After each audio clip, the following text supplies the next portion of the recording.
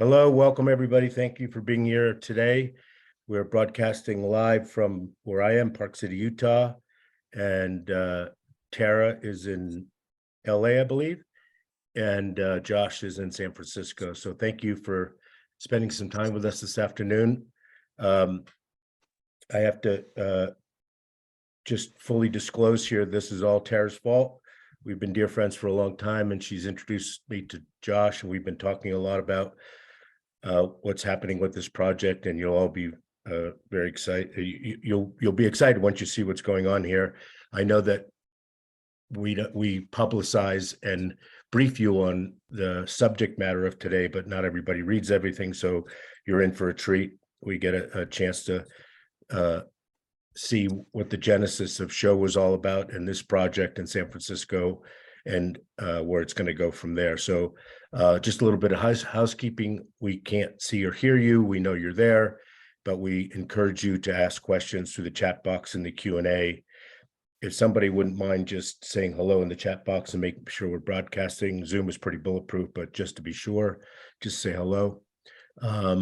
As you have questions that come to mind, please be sure to post them in the chat box. We have a lot of people that are going to be joining us today, and we'll get to as many as possible.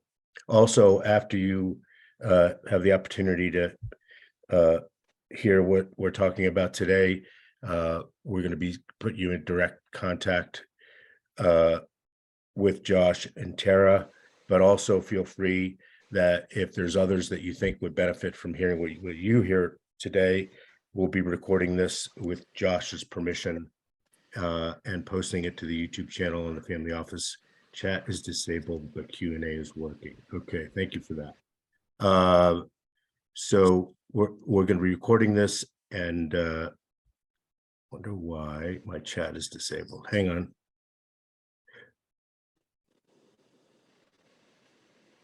Okay, here we go.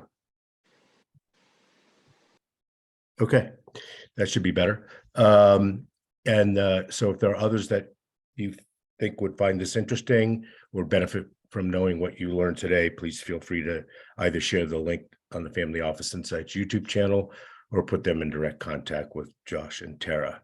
So with that, thank you for being here. As usual, we really appreciate the Family Office Insights community and your participation. Josh, you want to say hello? Hello, everyone. Welcome, and thank you so much for taking the time to join us. Let's do a little bit of background, Josh, and then we'll ask Tara to do so also, and then we'll get into the meat of it. That sounds great. Well, I guess it depends on time zone. We're breaking over morning, afternoon. So good afternoon / morning for everyone. My name is Josh Sigel. I'm the CEO of SHŌ Group. SHŌ Group is an experiential hospitality platform based in San Francisco, and we're excited today to share really what we call our flagship project. This project started back in 2018, believe it or not, when my partner Shotaro Kamio, who is a highly acclaimed chef in the Bay Area, very notable, has a fantastic restaurant today called Iasare, and has also been chefing, for what we call the Silicon Valley elite for many years, particularly Mark Benioff, who SHŌ has developed a long-standing relationship with, and they've become close friends. And Mark mentioned to SHŌ when Salesforce purchased the naming rights to the new transit center, which is in the middle of downtown San Francisco, that there was a restaurant location on the park, really an extraordinary location. And we'll soon show you a video of what that looks like. And from there, SHŌ, who I was introduced through to a mutual friend, he reached out. We looked at this location. We were blown away by the opportunity and the potential. And, we began to dream about a culinary experience and nightlife destination that could truly be world-class, that we could bring, initially to San Francisco with the goal of global expansion. And so today, we're excited to share more details on what that looks like from an investment standpoint and opportunity. And, we have a number of fantastic investors, Salesforce Ventures being one of them, Jeff Lawson, the CEO of Twilio, Drew Houston, the CEO of Dropbox, Craig Ramsey, former founder and CEO of Velocity, which sold to Salesforce. So a number of really fantastic people, and looking forward certainly to growing that group through today's call. Turn my mute off. Hi, I'll just. Tara, I please apologize. tell us how you got involved in all this. We know each other well, full disclosure, and we've been involved in a variety of really special things, including this one. Tell us a little bit about. I'm sorry, what Tara, I we're didn't talking give you a good enough layup, but I've also had the pleasure of getting to know Tara, and very excited to have her also involved, part of our team as well. So, Tara, why don't you take it from there? Yeah, thanks so much, Art and Josh. I'll keep my comments brief so we can get to the heart of the matter. But hello, everyone. I'm pretty familiar with Art's community. I know some of you from my time in New York. I spent a few years helping Nouriel Roubini start his macroeconomic research firm, and after that ran a research platform within Bloomberg's trading division. And since then, I've helped different companies, mostly in health and wellness, really scale their vision and their strategy, and beyond scaling, also align the right strategic partners. And that's what brought me to the team at SHŌ. I've also known Josh for quite a few years, and I'm compelled by everything that he's been able to build, especially in the food business. But he'll tell you a little bit more about how that correlates into what we're working on with SHŌ. But as soon as I heard about the project, I got to tour the project and also meet Chef SHŌ. I was beyond compelled by the opportunity to be able to work with the team and figure out how we take this to a global footprint. So excited for everyone to learn more. Thanks so much for Josh and Art for giving me the opportunity to introduce myself. And I'll definitely be here for added commentary as we kind of dive a little deeper. And before we probably get going, I guess I failed to give a little bit more about my background, so I'll do just that, given Tara helped me get started. I've been at the intersection of food and technology my whole career. I actually grew up around the wholesale food distribution business. My grandfather started a specialty food distribution company back in the 60s, and food has really always been a passion for me. But over time, I started gaining an interest, particularly in college, and then soon after in the technology space. Graduated with a degree in decision information science and venture management. Went out, worked for Deloitte Consulting for a number of years, and then kind of got pulled into the family business for a period of time. From there, we sold the company to UNFI, who today is one of the largest distributor of not only organic and natural foods, but also now conventional grocery foods as well. And then was recruited by a private equity firm to do a roll-up of some organic and natural food grocery stores and restaurants on the East Coast. After doing that for about 3 years and opening up about 40 stores, I kind of headed out to San Francisco with the passion and vision for building a technology for the consumer as it relates to kind of the home chef and the cooking space. That company is a company by the name of Innit. My former partner was a guy by the name of Eugenio Minviel, who formerly was the CEO of Nestle in France, and then was running Unilever in North America for a short period of time. And after all of that, I decided to leave and pursue my own business opportunities. One of them, of course, and the primary one being SHŌ. So that's a little bit about my background, and I guess we'll start jumping in, Art, to some of the questions. Let's first, if it's okay with you, just because I think it frames things out well. Yeah, let's do it. Let's go ahead and show the video of what this thing looks like. It's right in the heart of San Francisco, folks. This is the flagship. So let's take a look at this together.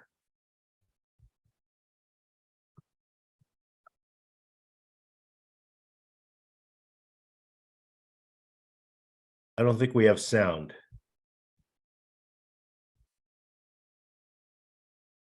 No sound? Try it again. Let's try. Yeah. Sorry, take your time.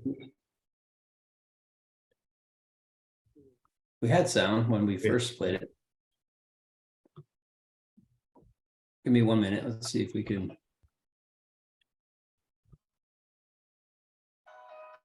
Nothing? We got it. We had it there. There we go.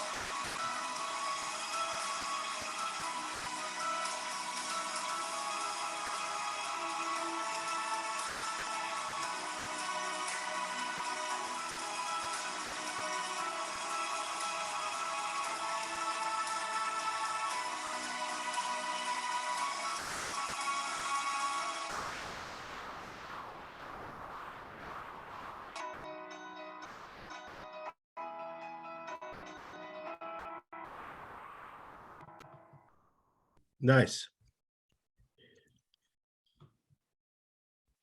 Little movie magic there.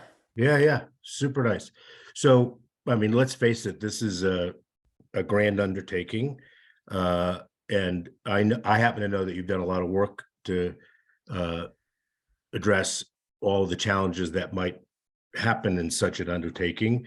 But can we talk a little bit about what was the genesis of what between you and SHŌ and others to take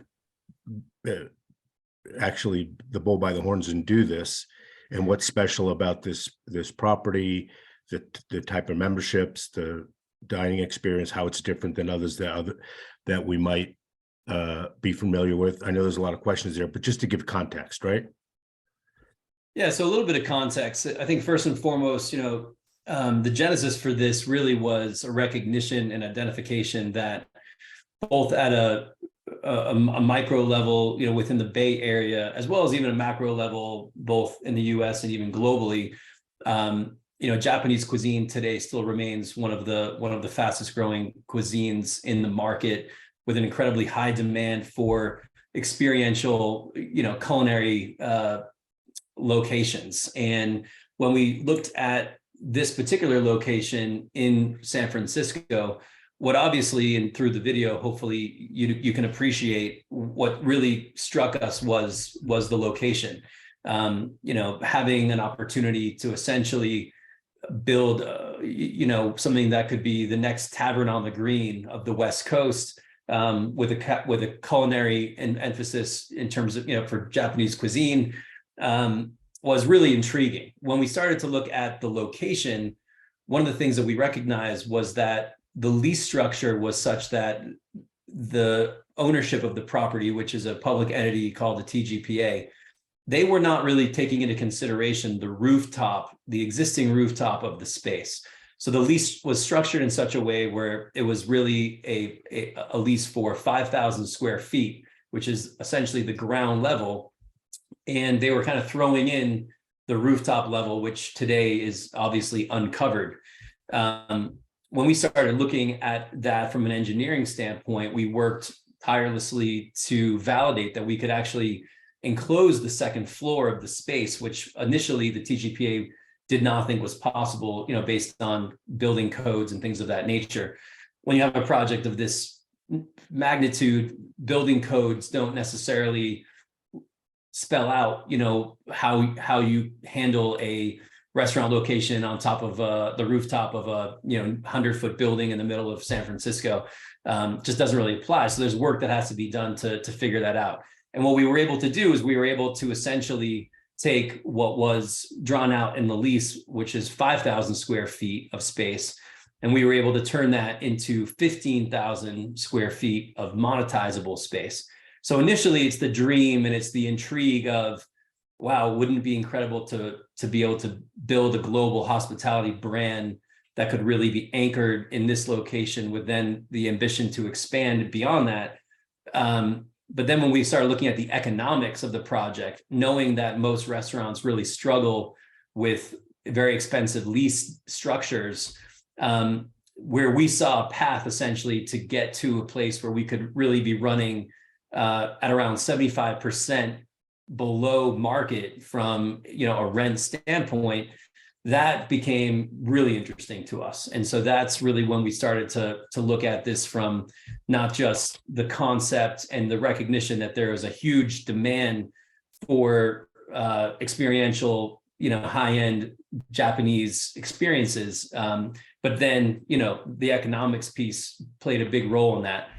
So I would say, there was the macro trends certainly are in our favor. If you are following the hospitality space today, private members clubs are on the rise. We started to think about a membership component because we saw a need and an interest, particularly post-COVID, where there were a lot of people, seeking, especially people working from home, were seeking community. They were seeking ways of being able to kind of tap into environments that could be, synergistic in nature, where it brings together different individuals with a certain level of diversity and value creation that otherwise doesn't really exist.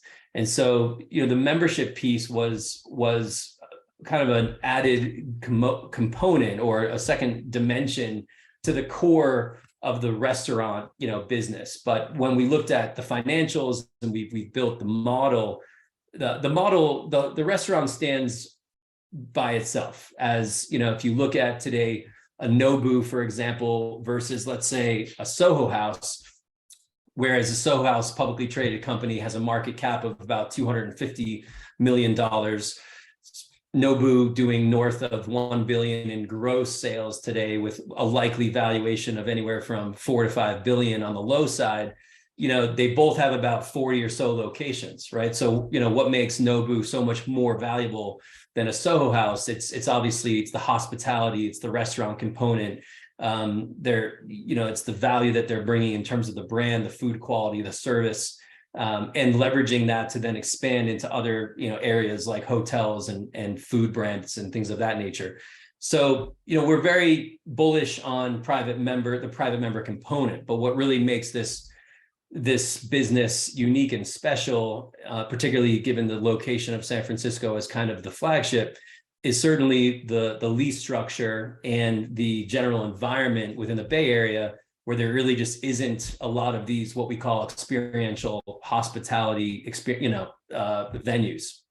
Yeah, and I was going to mention that unlike New York, San Francisco has the Battery and maybe a couple other things. And I'm going to throw a couple sort of controversial things out there.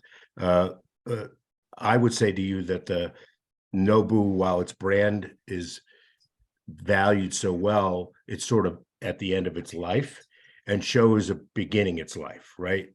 That's right. And that's kind of the thesis, which is we really think there's room now for the next Nobu. Nobu, to a certain extent, has kind of run its course. There's a number of locations that remain to be incredibly popular, like the Malibu location.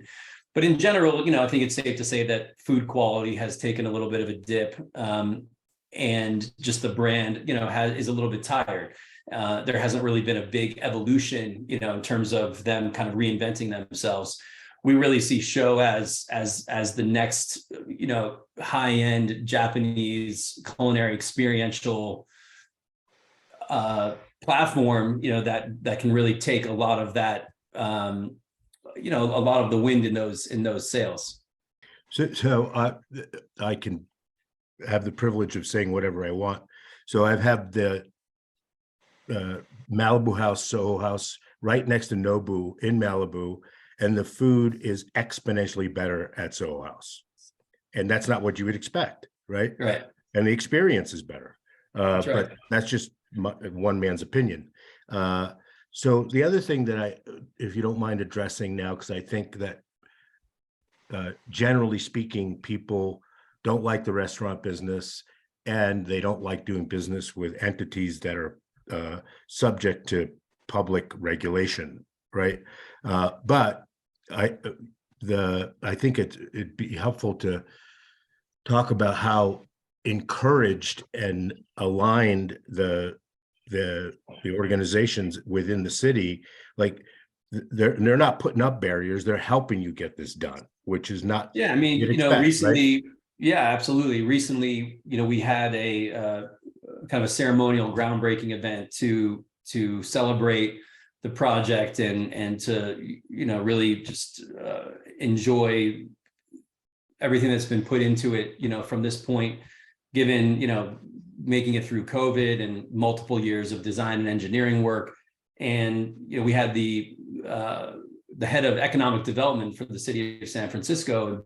Basically, she said that SHŌ is essentially the project that really represents the rebirth and the revitalization of San Francisco. And the city is very much looking at to us to lead the way in revitalizing the downtown area. I, who happen to live downtown, so I'm doing research, on a daily basis, have a very good sense of, what the demand is for something like this. And the reality of it is that residential, buildings continue to be built, residents continue to move into the area, and there's, limitations in terms of availability of these types of experiences. My wife was recently talking to a friend of hers who, had a number of girlfriends in town, and they were joking, that there was really no lounge, no place to go, at night. So beyond, the city being incredibly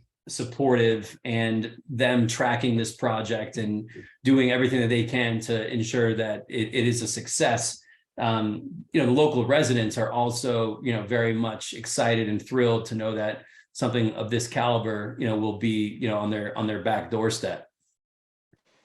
So just to, we'll get into the progress you've made, but for the benefit of the group, there's membership opportunity, there's investment opportunity, there's membership and investment opportunity. So there's a whole host of ways of getting involved here. So I just want to make sure everybody understands that. But let's talk a little bit about maybe a quick Reader's Digest version of all the work that you've done, to hit on it, and then what's actually the most important thing, the next steps in the progress here. But before we get to next steps, can I just interject with two quick notes on something that Josh has already covered? And I don't know how much deeper we need to go, but when Josh noted the highly advantageous lease terms, that's actually a 20-year lease that's been secured 25 at sorry, how you speak to the specifics, Josh, because you're much deeper, but you just might want to note that, because it's a great point, Tara. So it's a 15-year lease with 2 5-year renewals that are our option. And what makes the lease exceptionally unique is that we have clear line of sight of every single dollar we'll be paying in rent over the next 25 years, which has all been baked into and accounted for in the model. Most, as many of you know, most retail leases typically have a % lease component, meaning you're paying base rent and then you're also paying a percentage of your sales, to the landlord. In our case, given the massive capital investment needed and required to execute the project, we've capped the % rent well below, what most company's base rent would be. So if you take the total combined base rent of the lease, as well as the variable rent, which is the percent rent that you would typically pay as a percentage of your sales, and you add those up, when I talk about running about 70% below market, I'm combining those two numbers. So, we have full line of sight, as I said, on what the lease looks like. But more importantly, the total dollars that we're spending over those 25 years are exponentially lower than what most other restaurants in San Francisco, even, post-COVID are paying. That does a lot for a restaurant like this. It obviously enables us to have a tremendous amount of more, free cash. In the restaurant business, you focus on distributions. And, we have a very clear line of sight of being able to pay back investors, particularly because the first about 4 years of the lease, we actually don't pay rent at all. So in those 4 years, we're able to even cash flow, a greater amount of the distributions, back to investors. Getting back to, your ask, Art, a little bit more kind of background of what's been done to date. This is a project that's fully baked. And what I mean by that is that we are literally in the process of permitting the project. What you see in the video is not simply just a dream, but it's fully engineered. There are every single schematics that you can think of behind, those renderings, from electrical to HVAC to the roof system. It's all been fully engineered. And so over the last couple of years, we've been really focused on the engineering feat involved in really making and bringing to life a project of this caliber. Additionally, we don't really often talk about the other components of the business. And it's important to note that SHŌ Club, or SHŌ Group, as a global experiential platform, building communities through the creation of, one-of-a-kind guest experiences. We focus on all areas of guest experience, including fine dining, but also retail food concepts and events, which is a big opportunity, for us. So in addition to the restaurant location, we also have leased a market location, a retail market location on the ground floor of the transit center as well. And that concept is very much akin to, if you're familiar with Sugarfish in LA, which is a very popular concept. If you were to take a Sugarfish and the candy store Sugarfina, which is really kind of a beautifully merchandised candy store, and you combine those two concepts together, that's really what SHŌ Market will all be about. So it's taking the best quality fish, putting it into kind of a grab and go, fast casual bento box and marketplace concept, and having a concept at the ground level of the transit center that can really be incredibly approachable from a price standpoint, and capitalize on, a very considerable lunch business, even breakfast crowd as well. And then also be able to really station our catering and delivery business out of that location as well. So within that ground level location, we also have a 2,500 square foot catering and delivery kitchen. And we, frankly, we're already getting requests for private events, both hosted within the actual grounds of SHŌ, our dining restaurant on the park level, but also a lot of corporate catering as well. And as some of you may know, with COVID and the shift that a lot of businesses have experienced in terms of working from home, an emphasis is being placed on, communal gathering, a lot of group events, group activities, team building. And a lot of these companies, particularly in San Francisco and in other major metropolitan areas, have been pulling back on their own catering services because employees are no longer coming to the office, let's say 5 days a week. So they're not providing. A lot of the tech companies and others who are providing, free lunch and free dinner are no longer doing that. So there's a great interest from those companies as well on the catering, business side. So we talk about, the more exciting perhaps and more, visually appealing fine dining. That's certainly, again, our flagship and a huge part of what the overall business strategy looks like. but we're deeply anchored also in, in a catering strategy, in a delivery business. We've done a lot of work in terms of insulating ourselves and de-risking the business when it comes to thinking about another like COVID or another pandemic type situation. The restaurants that survived, particularly my partner SHŌ in his restaurant Iasare, thrived during COVID because they had an incredibly loyal customer base who wanted to ensure that that restaurant was going to be there once things opened up. And the business really just took off from a catering and pickup and delivery standpoint. So we made sure that we have the facilities and the capabilities, to do something like that if in the event, we had to kind of shift our focus. But ultimately, delivery and catering is a big component of the business, and it's something that we're very proud to kind of have the capabilities across the entire, let's say, hospitality spectrum to be able to execute and deliver in all these areas. So if it's okay with you, let's talk about the traction that you've got so far in two ways: investors who have stepped up. We've talked a little bit about them, but maybe you can put a number on how much has been raised so far at this juncture. It's clear that you've done a lot of work. Yeah. You're in the process of getting to ready to execute, and you've also got people who would normally require an ongoing business to give you debt have agreed to give you debt, so which is also a vote of confidence. So let's talk a little bit about that, if that's all right. Yeah, that sounds great. So the initial, Series A investment round, we raised $6.645 million.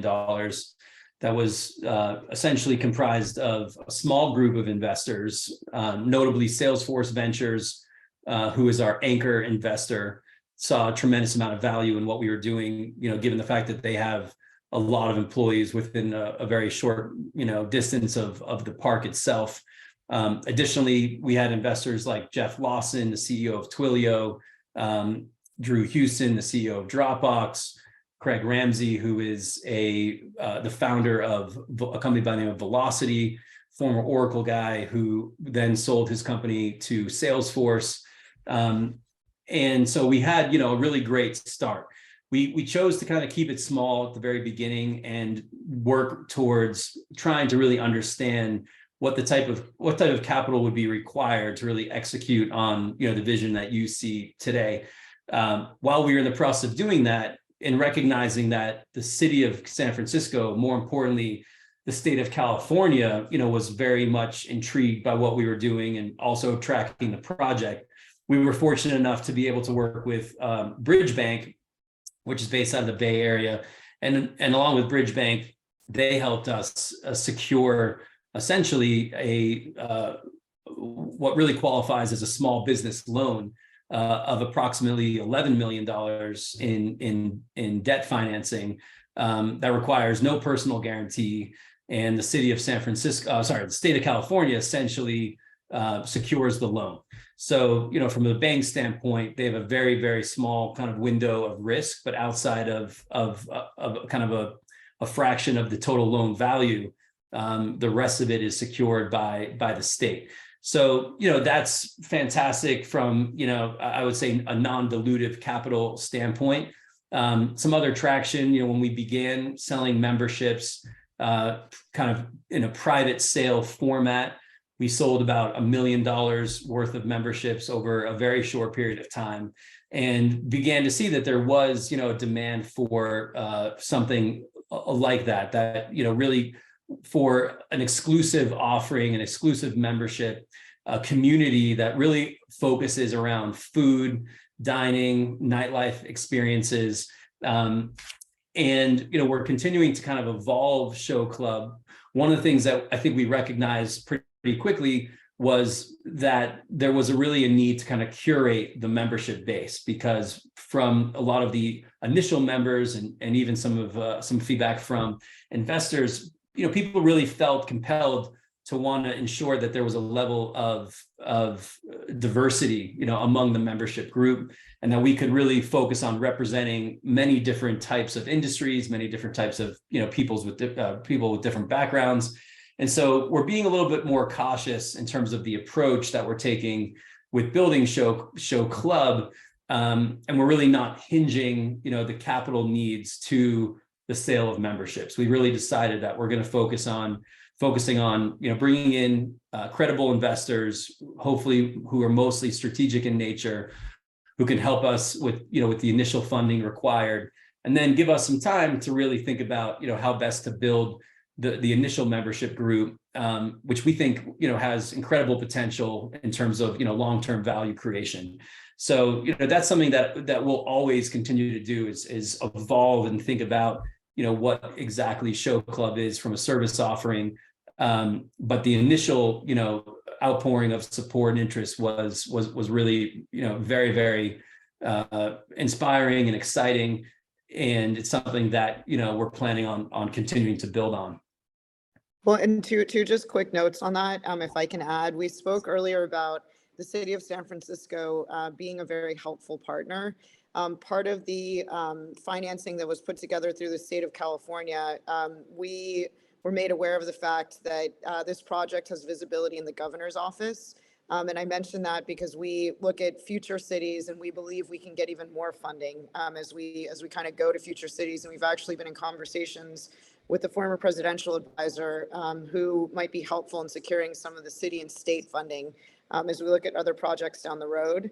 But the last note I'd also like to make, of the initial checks that were received in the neighborhood of 6.6 million that Josh noted, he also mentioned it was a very small investor group. And in that small investor group, it's the names that he opened the call with. So Salesforce Ventures, Drew Houston and Jeff Lawson, and a very short list of very prominent tech pioneers. So just mentioning that as far as the fact that it was real checks that were written, by some pretty prominent individuals, but also the core and seed of the community are people that certainly want to be supportive and have led the way in very tangible and measurable ways. Yeah, and not to throw myself in with those people because I can't. But, why not? Well, just full disclosure for the community, I have an interest in the success of this project, so I'm always keen on making sure the audience knows that as well. So, and by the way, if you invest, I don't make any money on your investment. I'm just a shareholder like everybody else. Super interesting. What can we talk about the very next thing that needs to get done with the money that's raised? Yeah, the very next thing that needs to get done is kicking off construction. So, we have an incredible team. We're working with a company by the name of Build Group. They're about $1 billion outfit that specializes in a number of different verticals, but hospitality certainly being one of them. We've been fortunate enough to, they decided about a year ago that they wanted to invest in the project. So they've essentially provided resources, project management support free of charge along the way to really ensure that, we were tracking and doing all the things we needed to do to get to this point. I know that there's been some questions that I think it's probably worth just quickly addressing, on the construction. We have, given the fact that we're actually constructing on the rooftop of the transit center, there's a need to crane up materials. That's all been fully engineered and designed. So, we're finalizing where we're going to station that crane, which is going to be likely on a plot of land that is still undeveloped. And very exciting, that particular plot of land, currently there is a very large hotel project that is being planned for that plot. So the hotel will actually have a sky bridge to the park, and it will dump out guests literally in front of the restaurant, as well as many of the other office buildings within the vicinity of the park. For example, 181 Folsom, which is a luxury high-rise, as well as 2/3 of that building is leased by Facebook. It's the headquarters of Instagram. That building actually is attached to the park. So when you take the elevator down to the 5th floor of that building, you actually have immediate park access. There's a number of other buildings that are also designed that way. And each building that surrounds the park has the right to actually create a bridge, into the park itself. Some other things that, are worth noting when it comes to construction is the roof design. It's something that, people have called out as being, really exceptional and beautiful. We really put a lot of thought into the roof and the entire kind of structure of the outside of the building, but particularly from the sky, because most people who actually see this restaurant are seeing it from, probably one of 10,000 office windows that surround the downtown area. So, a lot of residential buildings, a lot of office buildings, when you look out your window, you look at the park and you also can see the restaurant location. So the lighting design, particularly at night, and the roof design has all been thought about in terms of really being a beacon. And we call it like the crown jewel of the park, but it's going to be something that's going to be shining and very obvious, particularly at night in terms of that location. And so the roof has been really thoughtfully designed in a very beautiful way. We're working with a company that also built, the Walt Disney Concert Hall. For those of you unfamiliar, it's kind of a very organic shape. If you're familiar with like the Aria in Las Vegas, that type of structure, that type of system is also what we're using to actually build the roof. And what that will achieve is it will allow us to essentially hide all of the roof equipment. So when you look down on the restaurant, you're not seeing, air conditioning systems and air scrubbers and the things like that. You're actually seeing a beautiful building from above.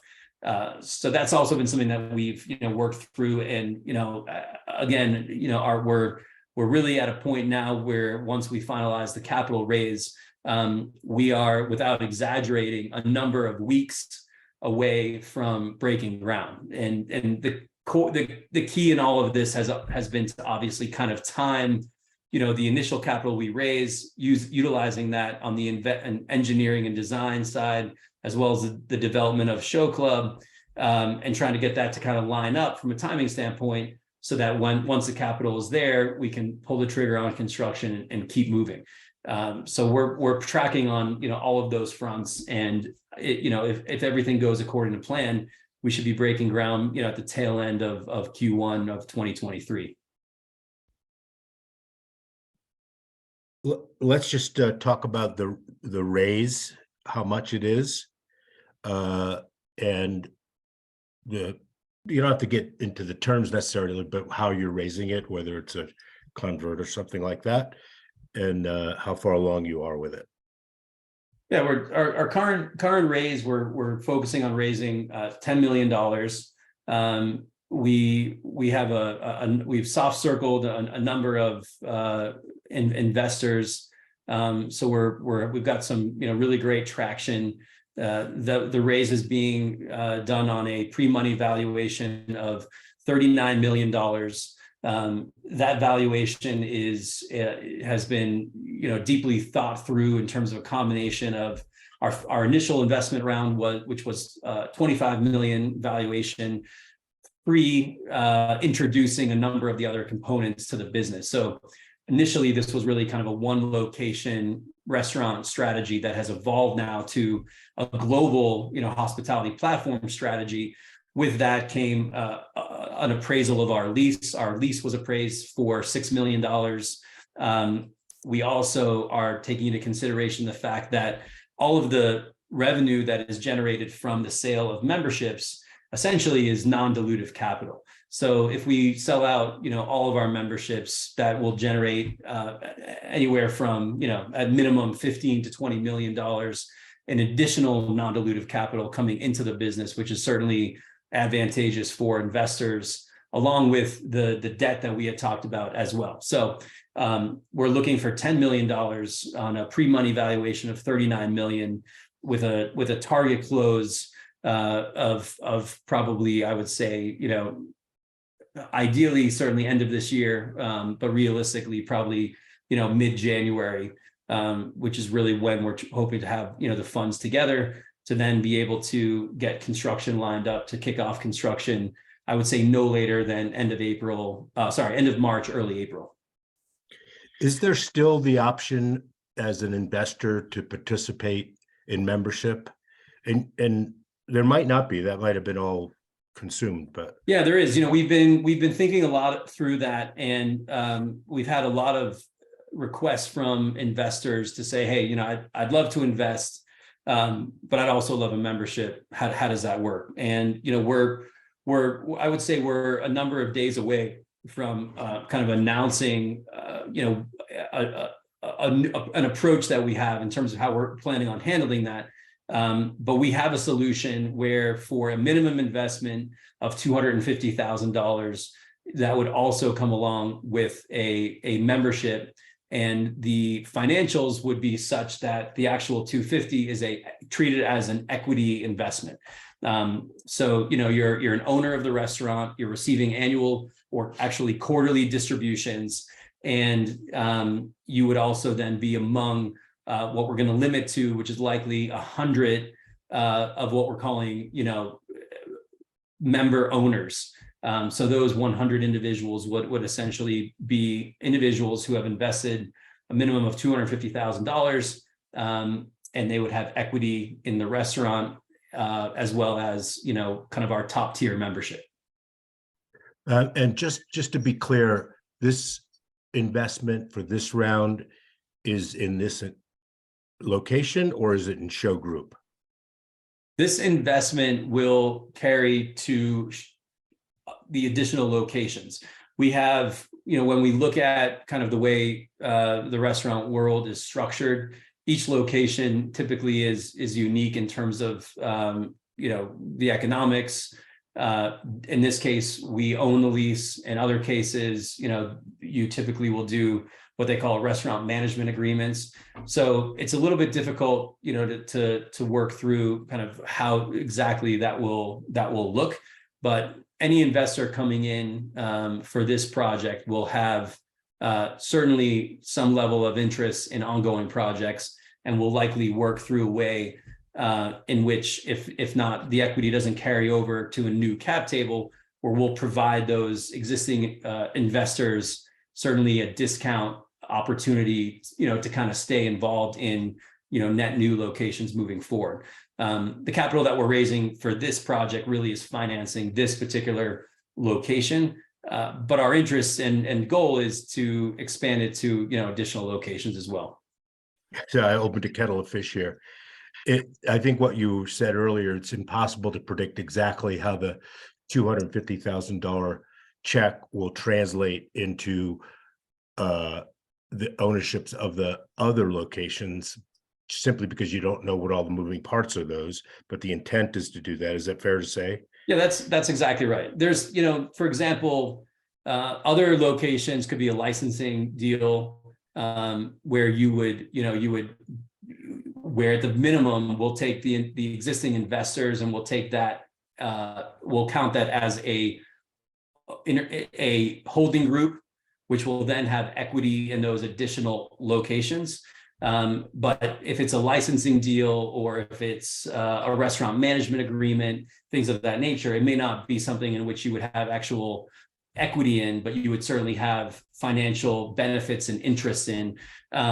Not trying to get too much into the weeds here, but just trying to be very clear and open and honest that there are situations where, if it's a licensing deal, that revenue would come into a holding group. Our existing investors who invest in this particular location would then be getting the benefits of that new project, and they would be seeing, let's say, cash distributions from it, but they may not, for example, own it, because there may not be anything to own, if you will. So in terms of the actual physical venue itself. So yeah, the bottom line is we have plans to create a holding entity, which would essentially comprise of all the existing investors into that entity. And then that entity would carry a level of financial interest in all net new projects moving forward. Our philosophy is, if this investment group is the one who really helps us get this project underway, we want to we certainly value them and want to take care of them and bring them along for the ride. And that's really, what this is all about. So that's the intent, as you said, and we'll figure out exactly what the mechanics need to look like in order to achieve that. Yeah, it's too many moving parts to predict exactly how that's going to work. And having said that, and you said you were going to announce in a few days how you're going to handle the membership part of the 250 investment for the equity. But I'm going to. I mean, I pretty much announced it. I guess I let the cat out of the bag. But what we're going to do is we're going to focus on, we'll have 100 investor members. And those 100 individuals with an investment of $250,000 will receive a owner member to SHŌ Club, and that will essentially be our ownership level. And that's really the direction that we've decided to go, given the interest that we've had both from an investment standpoint as well as a membership standpoint. We've said, let's make this very simple. If you invest $250,000 or more in the business, you will receive what we're calling, member owner SHŌ Club membership, and that's going to be a membership that comes along with a number of benefits. Not only will you be an owner of the restaurant, but we're going to also provide an annual dinner for you and a number of guests.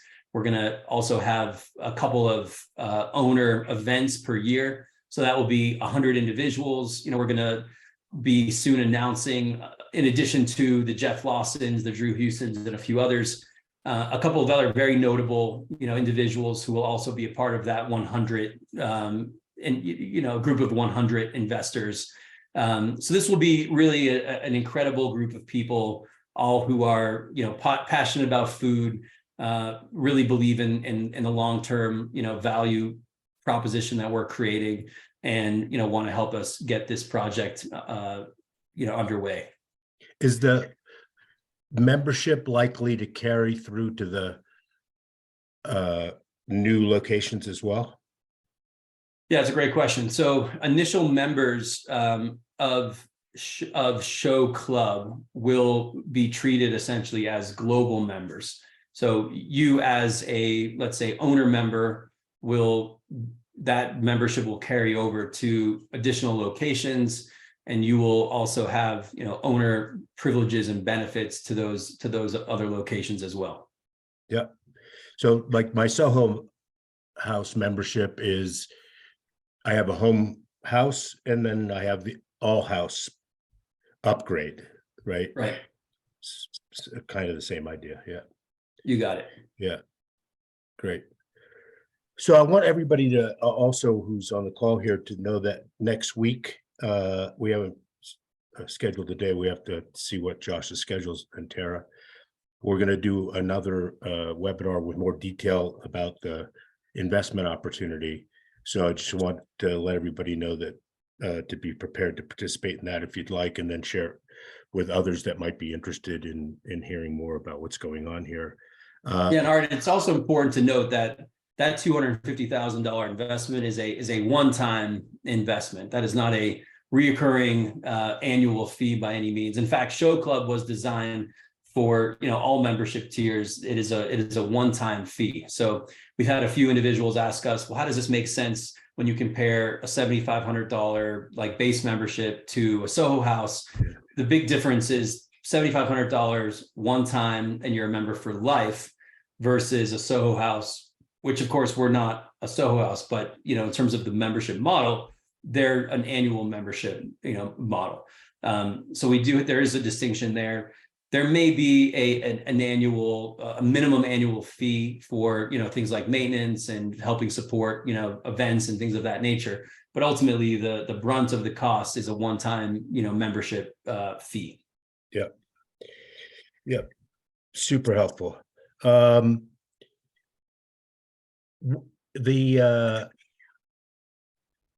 do you this? For example, I spend most of my time prior to COVID in New York City, but a handful of club memberships. Don't spend a long time in San Francisco.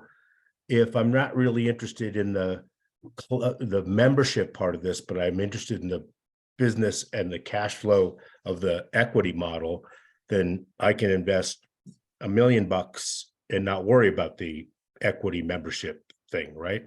Yeah, I mean, the investment is no different. We're just, if you invest $250,000, you'll receive a membership. So we're not making any distinction between those two. Of course, the value of an investment is really the key focus here. I don't really want to get off track on the membership component. That's something that we're really kind of putting secondary right now. Our focus is on fundraising, raising capital. And so if there's interest in a larger investment, we're certainly interested in that.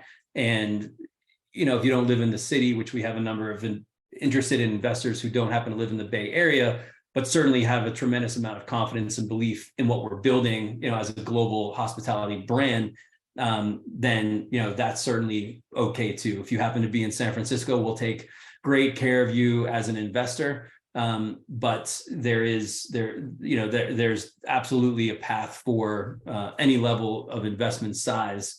And the membership piece is just, I guess, an added bonus. Yeah. Well, you're going to need time to figure out the membership thing, the way it works out for sure. I will tell everybody that the data room that Josh has put together is world class. I mean, I've seen more data room than I care to say that I have. So he's done a really good job of buttoning everything up. So we have to wrap things up, but did you want to close with a few comments, and Tara maybe say something? It's up to you guys. I think, as I always tell individuals who I'm talking about into this project, me also being an investor myself, I would never normally invest in a restaurant project. I think what makes this project incredibly special and unique is first and foremost the team. My partner, Shotaro Kamio, is an incredibly gifted chef who has an incredible track record in the Bay Area with who's already operating one of the top Japanese restaurants in the Bay Area. And is called upon by, the likes of many notable names in terms of the Silicon Valley elite, who have certainly their choice of anybody they want. And time after time, they call SHŌ to come in and provide, he and his team provide their gifted talent. So, as an investor, I look at people first and foremost. Is the team the right people who can pull this thing off? And the answer is yes. SHŌ, along with my operational background and understanding of the hospitality and food space, makes this a pretty unique combination. You don't typically have this level of savviness in the world of hospitality. It's really kind of left to, I'd say, the top 1%, the names that Major Food Group, some of the other folks like Jose Andres' Food Group, which is I think Food Group. There's just, a really small level of, I'd say, the top players out there. And we certainly will be among them. And then secondly, it's the location, the space, it's the lease structure that also just makes this really kind of a one-of-a-kind experience, or one-of-a-kind investment opportunity. And we've really thought about everything. I mean, I appreciate, your comments, Art, on the data room. But beyond that, we're very buttoned up across the board. This is a really well thought out and operationally sound project and business initiative. The investors who are already involved are not just people who throw money around because they feel like it. They have put us through our paces. They really vetted this. Mostly they invest in tech. But they saw this as really a unique opportunity to get involved in a project that they really believed in. So we hope you feel that way too. We're excited about what we're doing and building, and would be honored and privileged to have a conversation with any of you as a follow-up to take some additional questions and hopefully secure an investment in the project. We would certainly love you to be a part of it. Awesome. Thanks so much. Tara?